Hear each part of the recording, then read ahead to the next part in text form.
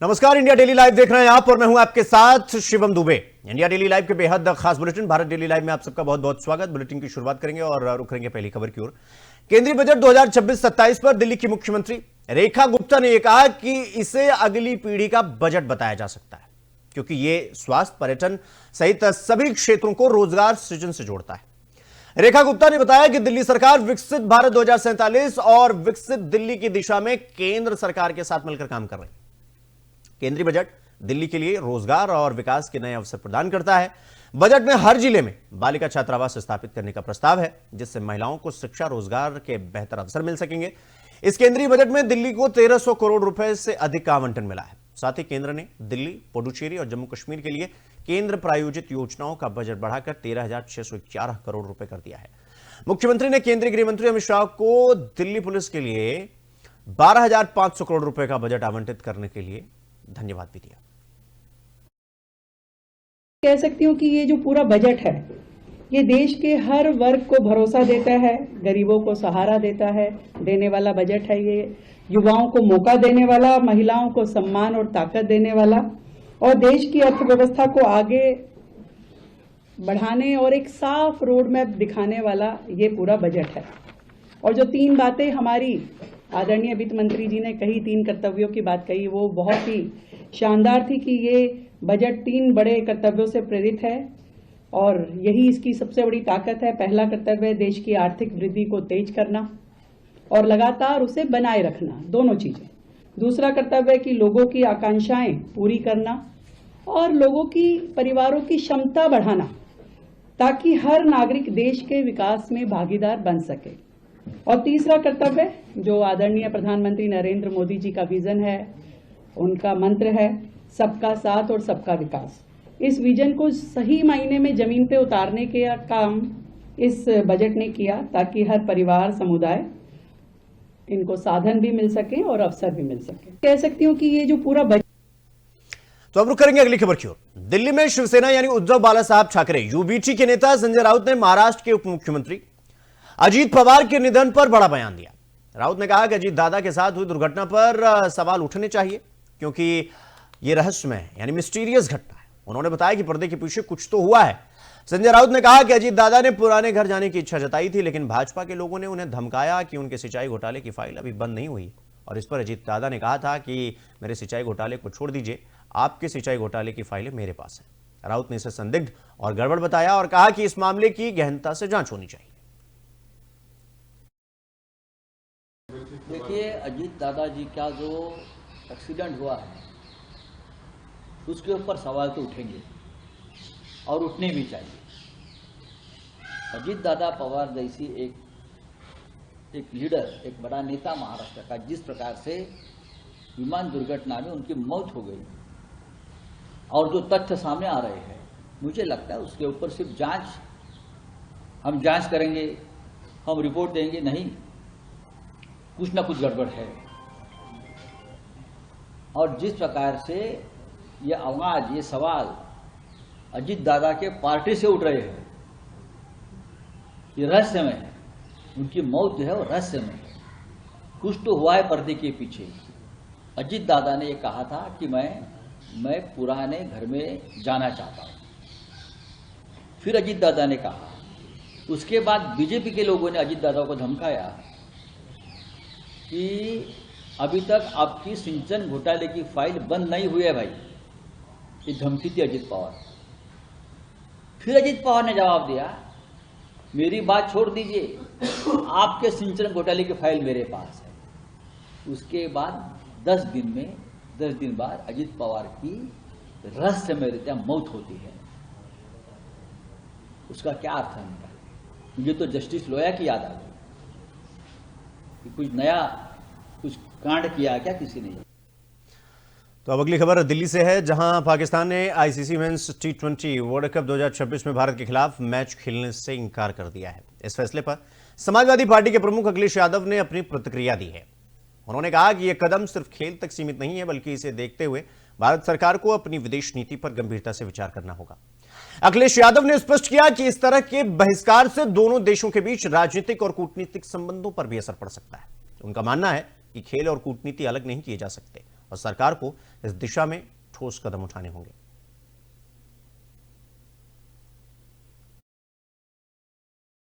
ये तो भारत सरकार को अपनी विदेश नीति पे विचार करना पड़ेगा कि किस दिशा में विदेश नीति उनकी जा रही है। ये तो भारत सरकार को अपनी विदेश नीति पे विचार करना पड़ेगा कि किस दिशा में विदेश नीति उनकी जा रही है।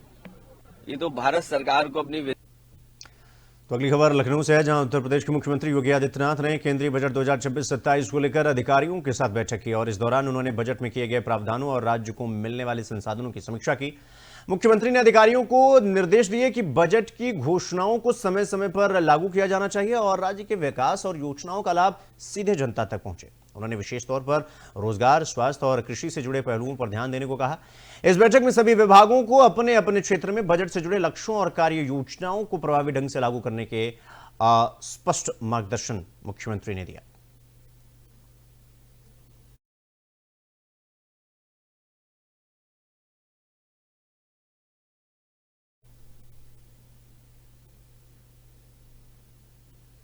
तो वहीं नई दिल्ली में आरजेडी नेताओं ने संसद परिसर में बिहार से जुड़े विभिन्न मुद्दों और मांगों को लेकर विरोध प्रदर्शन किया।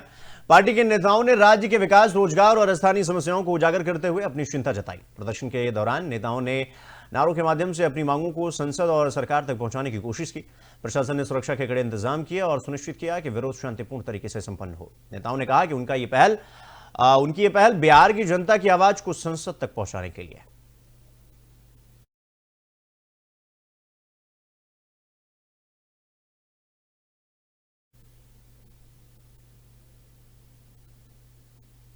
तो महाराष्ट्र के रायगढ़ जिले के नागोठणे में रायगढ़ जिला परिषद और पंचायत समिति के उम्मीदवार सुमित काते, अंजलि दुर्गावले और अरुणा हबीर के प्रचार के लिए परिवर्तन विकास आघाड़ी का भव्य सभा आयोजित किया गया और इस दौरान रोजगार गारंटी और बागवानी मंत्री भरत गोगावले ने अपने खास अंदाज में सभा को संबोधित करते हुए सभी कार्यकर्ताओं में जोश भर दिया।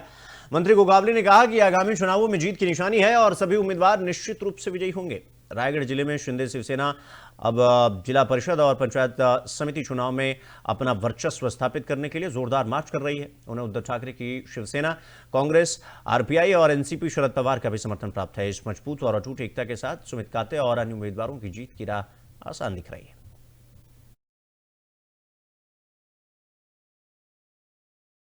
सगळा विकास आम्ही केलेला आहे। काही वैयक्तिक त्यांचे कारण असू शकतात, पण हरकत नाही आहे। आमचे पण प्रवेश चालू आहेत आणि तुम्हाला 9 तारखेला दिसेल। सर, विकास भोगावले देखील आता निवडणुकीच्या रिंगणामध्ये आहेत, त्याकडे आपण कसं पाहतो? त्याकडे विजयाच्या दृष्टिकोनातून पाहतो आम्ही आणि सगळ्या सीटा मी विजय करू। सगळा विकास।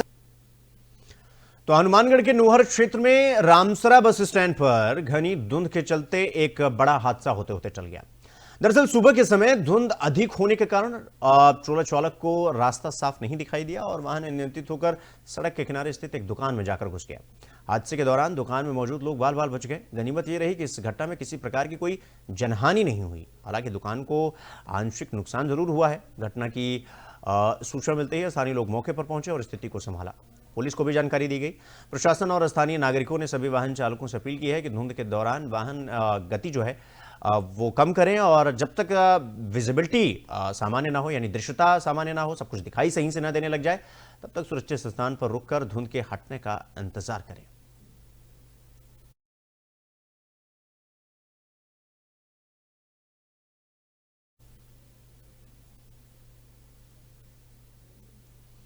वहीं हनुमानगढ़ जिले के गोलूवाला क्षेत्र के गांव हंसलिया में धार्मिक आस्था पर प्रहार कर सामाजिक सौहार्द बिगाड़ने का मामला सामने आया है। दरअसल वार्ड नंबर 7 स्थित शिव चौक में शुक्रवार को विधि विधान से स्थापित शिवलिंग को महज 24 घंटे के भीतर असामाजिक तत्वों ने खंडित कर चोरी कर लिया और यह घटना रविवार तड़के 5 से 6 बजे के बीच हुई। इस घटना से पूरे गांव में भारी आक्रोश है।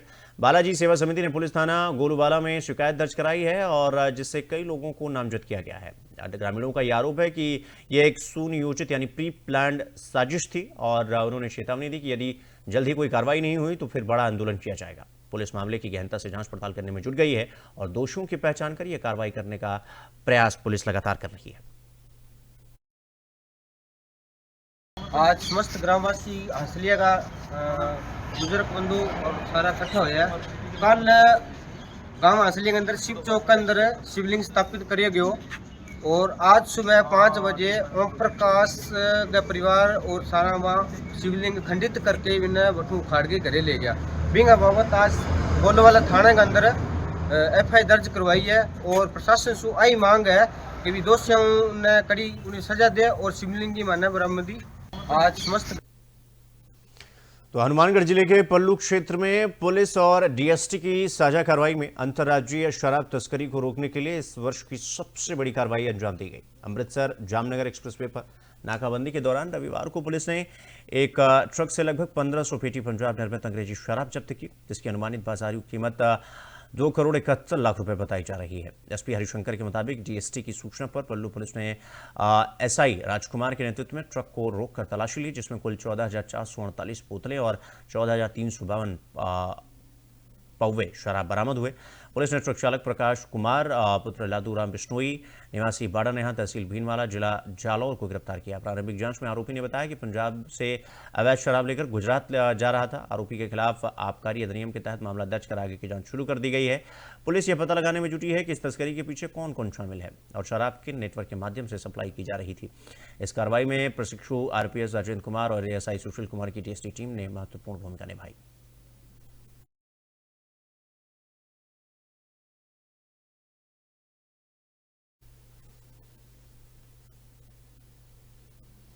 तो सांगली शहर के तिलक चौक में आज शाम एक सनसनीखेज हिट एंड रन की घटना सामने आई, जहां पर कथित रूप से नशे में धुत कार चालक ने तेज रफ्तार में कई लोगों को टक्कर मार दी, जिससे 14 से 15 लोग घायल हो गए।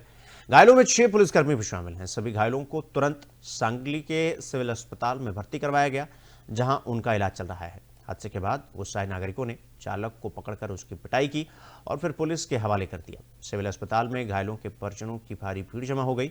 पुलिस ने बताया कि किसी को भी गंभीर चोट नहीं आई है, लेकिन सभी का इलाज चल रहा है। घटना की जांच की जा रही है और चालक से पूछताछ की जा रही है।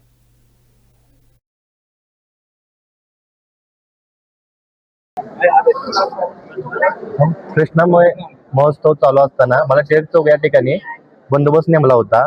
मी आणि माझ्यासोबत निसरण मॅडम हे आम्ही बंदोबस्त करत असताना पाठीमागून येऊन एक इनोवा कार येऊन आम्हाला डॅश दिली। साधारण एक 14-15 लोक असतील। गेले 2 दिवस सांगली शहरामध्ये कृष्णामयीचा महोत्सव सुरू आहे कृष्णा घाटावर। पण आज कृष्णामय महोत्सवाचा शेवटचा दिवस असल्याने आणि त्यातल्या त्यात रविवार असल्यानं आज सांगलीकरांची कृष्णामय महोत्सवाच्या कृष्णामयच्या आरतीला मोठ्या प्रमाणात गर्दी झालेली होती। वाहतुकीचं नियोजन केलेलं होतं, वाहतुकीचं पण नागरिकांची प्रचंड सांगलीकरांच्या गर्दीमध्ये अचानक पटेल चौकाकडून गणपती चौक मार्गे एक इर्टिगा गाड़ी ही ड्राइवरचा गाडीवरचा। सिंधुदुर्ग में बीजेपी नेता नीतीश राणे ने ठाकरे गुट शिवसेना पर बड़ा बयान देते हुए कहा कि सतीश सावंत जैसे अनुभवी और जमीनी कार्यकर्ताओं को शिवसेना में कभी उचित महत्व नहीं मिला। राणे ने बताया कि सावंत ने सहकार और कृषि क्षेत्र में महत्वपूर्ण योगदान दिया, लेकिन उनकी क्षमता का सही उपयोग नहीं हुआ। अब सतीश सावंत बीजेपी में शामिल हो गए हैं, जिससे संगठन को और मजबूती मिलेगी और आगामी जिला परिषद और पंचायत समिति चुनाव में पार्टी को बड़ा लाभ मिलेगा। राणे ने यह भी कहा कि जिले के पुराने कार्यकर्ता फिर से उनके नेतृत्व में एकजुट हो रहे हैं और सतीश सावंत को उनके अनुभव के आधार पर पार्टी में उचित जिम्मेदारी दी जाएगी। केंद्रीय बजट पर बोलते हुए उन्होंने इस बजट को देश को महाशक्ति बनाने की दिशा में एक मजबूत कदम बताया और कहा कि बंदरगाह, शिपिंग और मत्स्य क्षेत्र को इससे बड़ा लाभ मिलेगा।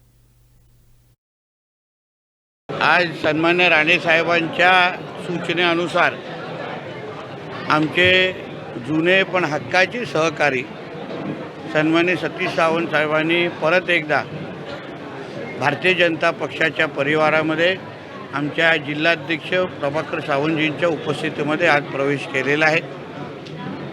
त्यांचा अनुभव आणि सहकार क्षेत्रामध्ये, शेती क्षेत्रामध्ये त्यांनी केलेलं काम आणि ह्याच्या अगोदर पण ते जिल्हाध्यक्ष म्हणून त्यांनी काँग्रेसची संघटना सांभाळलेली, अन्यही संघटना सांभाळण्याचा त्यांना एक चांगला अनुभव आहे।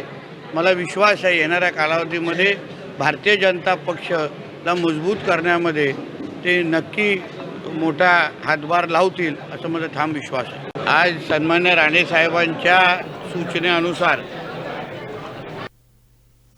तो इस बीच एक बड़ी खबर आपको बता दें, आपको बता दें कि पंचायत चुनाव को लेकर बड़ा ऐलान हुआ है। आपको बता दें कि जिस तरीके से ये पूरा पंचायत चुनाव जैसे जैसे नजदीक आ रहा है, उसको लेकर तमाम तरीके की अटकलें लगाई जा रही थी कि पंचायत चुनाव कब किए जा सकते हैं, कब होगा, और तमाम डेट का इंतजार किया जा रहा था।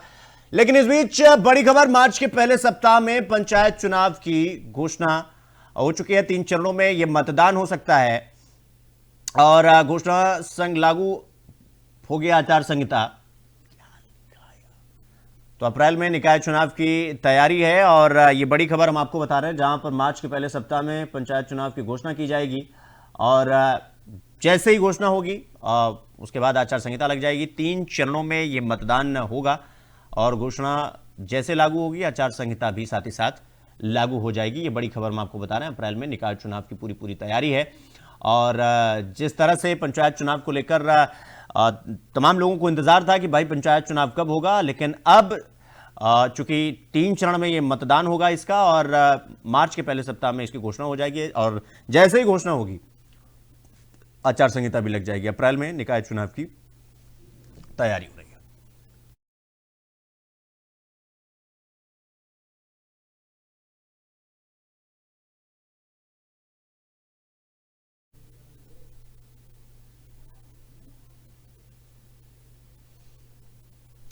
तो अब रुक करेंगे अगली खबर की ओर। छत्रपति संभाजीनगर के मुंदवाड़ी गांव में जिला परिषद चुनाव प्रचार दौरे के दौरान और आयोजित अखंड हरिनाम सप्ताह में शिवसेना नेता और राज्य के पूर्व विधान परिषद विपक्ष के नेता अंबादास दानवे ने विशेष सहभाग किया। इस दौरान उन्होंने वारकरी भक्तों के साथ पंक्ति में बैठकर प्रसाद ग्रहण किया और भक्ति और धार्मिक माहौल का आनंद लिया।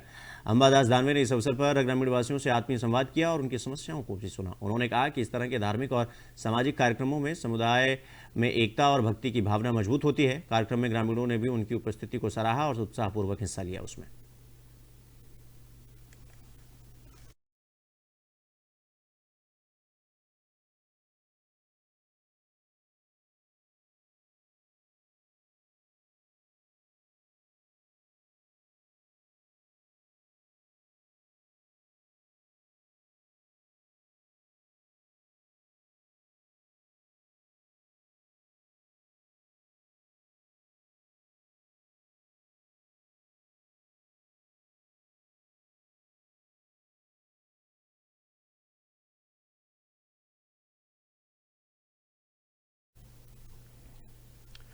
तो जम्मू कश्मीर के बांदीपोरा जिले में नेशनल इन्वेस्टिगेशन एजेंसी यानी एनआईए की एक विशेष टीम ने तलाशी अभियान चलाया और टीम ने इलाके के संदिग्ध स्थानों पर जाकर छानबीन की और जरूरी सबूत एकत्रित किए और इस अभियान में सुरक्षा बलों ने सहयोग किया और इलाके में किसी भी अप्रिय घटना से बचाव सुनिश्चित किया।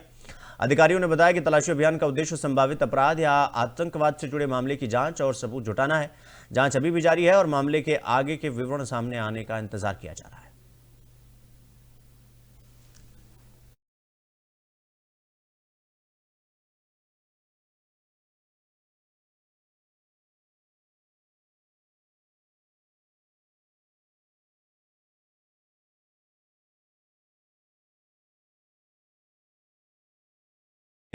तलाशी अभियान चलाया और लगातार सर्च ऑपरेशन किया जा रहा है ताकि किसी भी प्रकार की कोई अप्रिय घटना न घटे और इसका खास ख्याल रखा जा रहा है।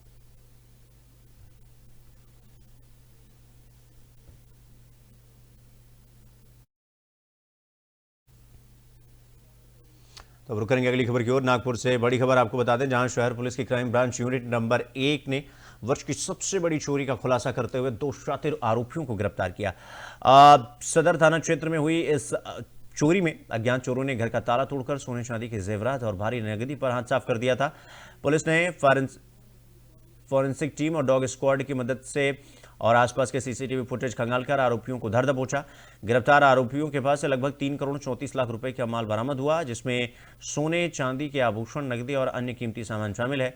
पुलिस अब ये पता लगाने में जुटी है कि आरोपी अन्य चोरी की घटनाओं में भी शामिल हैं या नहीं।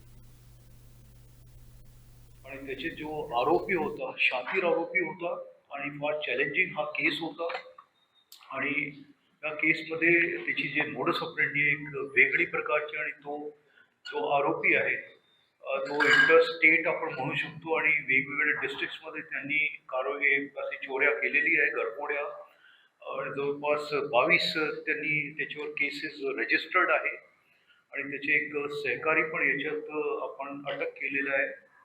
ही मोठी घरफोडी होती आणि त्याच्यात म्हणजे कॅश होतं जवळपास 65 लाख आणि सोने चांदीचे दागिने तसेच डायमंडचे दागिने ते पण त्याचे चोरीस गेले होते. आणि त्याचे जो आरोपी होता, शातीर आरोपी,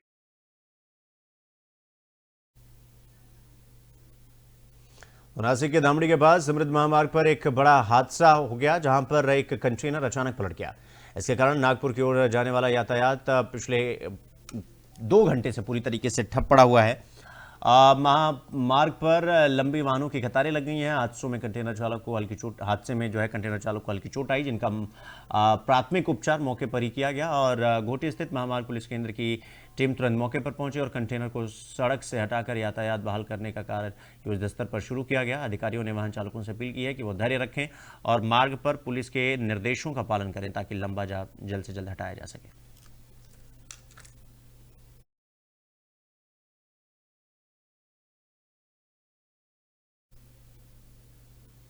तो बुलेटिन में फिलहाल अभी के लिए बस इतना ही, लेकिन देश और दुनिया की तमाम बड़ी खबरों को देखने के लिए देखते रहिए इंडिया डेली लाइव। नमस्कार।